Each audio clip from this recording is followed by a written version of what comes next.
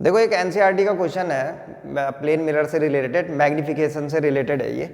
इसमें लिखा होता था magnification produce by plane mirror is +1, what does this mean. तो इसका मतलब ये हुआ कि m इज इक्वल टू +1 आ रखा है।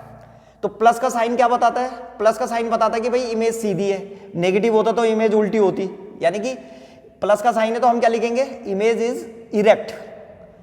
तो प्लस का साइन बताता है इरेक्ट है, तो यहां पे लिख दिया erect.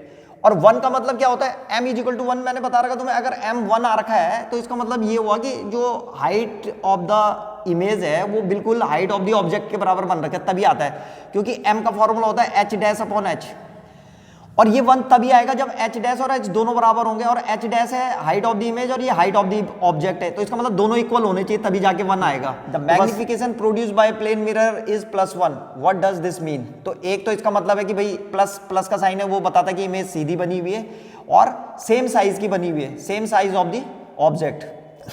Same size of the object का मतलब हो गया कि height of the image is equal to height of the object, तो ये होता है। और ध्यान रखना प्लेन मिरर का जो मैग्निफिकेशन होता है वो हमेशा +1 आता है, क्योंकि तुम लोग प्लेन मिरर को देखते रहते हो, उसी में हम रोज अपनी शक्ल देखते हैं। तो तुमने देखा होगा तुम्हारी जो इमेज बनती है मिरर में वो कैसी होती है? सीधी होती है और लगभग तुम्हारे बराबर होती है, सेम साइज की बनती है उसमें, इसलिए उसका मैग्निफिकेशन कैसा होता है? 1।